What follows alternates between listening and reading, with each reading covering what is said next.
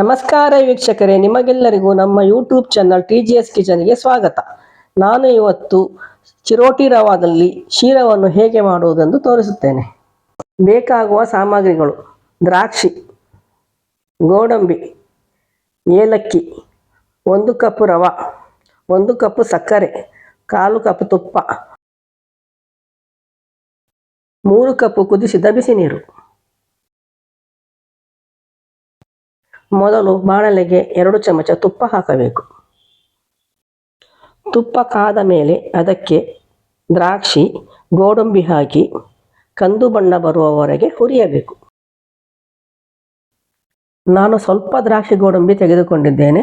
ನೀವು ಬೇಕಾದರೆ ಜಾಸ್ತಿ ಹಾಕಬಹುದು. ಸ್ವೀಟಿಗೆ ದ್ರಾಕ್ಷಿ ಗೋಡಂಬಿ ಜಾಸ್ತಿ ಹಾಕಿದಷ್ಟು ತಿನ್ನಲು ಚೆನ್ನಾಗಿರುತ್ತದೆ. ಮಕ್ಕಳು ತುಂಬ ಖುಷಿಪಟ್ಟು ತಿನ್ನುತ್ತಾರೆ.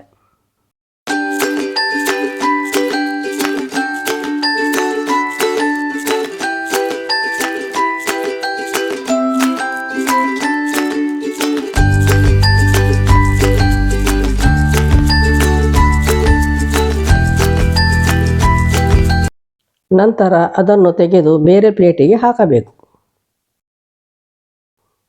ಉಳಿದ ತುಪ್ಪಕ್ಕೆ 1 ಕಪ್ ಚಿರೋಟಿ ರವೆ ಹಾಕಿ ಹುರಿಯಬೇಕು.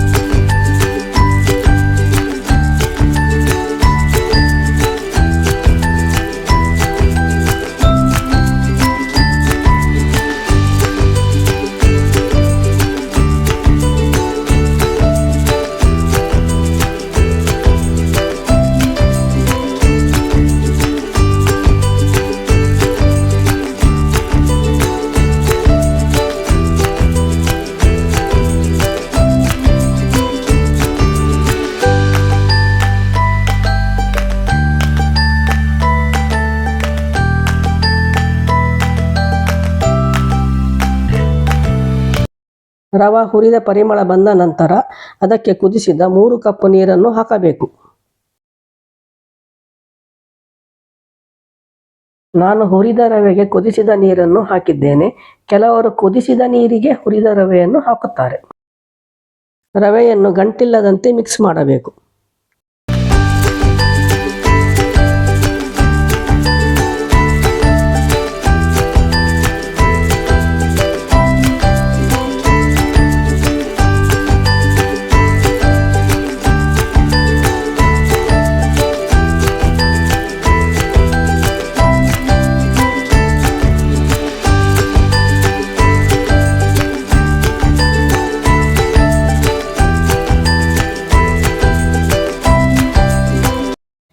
ರವೆ ಚೆನ್ನಾಗಿ ಬೆಂದ ನಂತರ 1 ಕಪ್ ಸಕ್ಕರೆಯನ್ನು ಹಾಕಬೇಕು.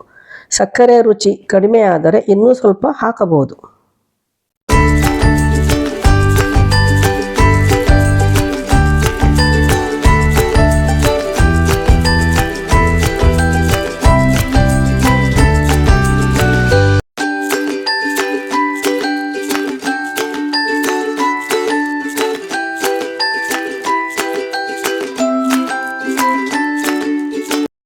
ಸಕ್ಕರೆ ಹಾಕಿದ ಮೇಲೆ ಸಕ್ಕರೆ ನೀರಾಗುತ್ತದೆ. ಅದು ರವೆ ಜೊತೆ ಚೆನ್ನಾಗಿ ಬೆರೆತ ನಂತರ ಅದಕ್ಕೆ 1/4 ಕಪ್ ತುಪ್ಪ ಹಾಕಿ ಚೆನ್ನಾಗಿ ಕೈ ಆಡಿಸಬೇಕು.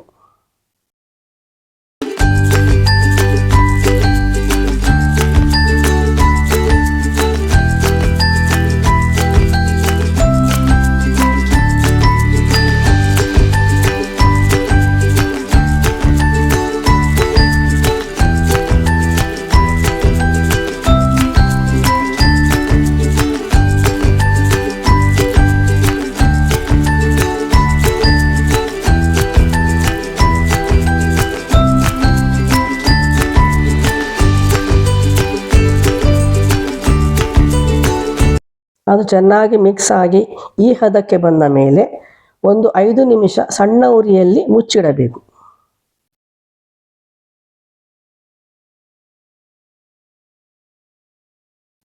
ಇವಾಗ ರವೆ ಚೆನ್ನಾಗಿ ಬೆಂದಿದೆ.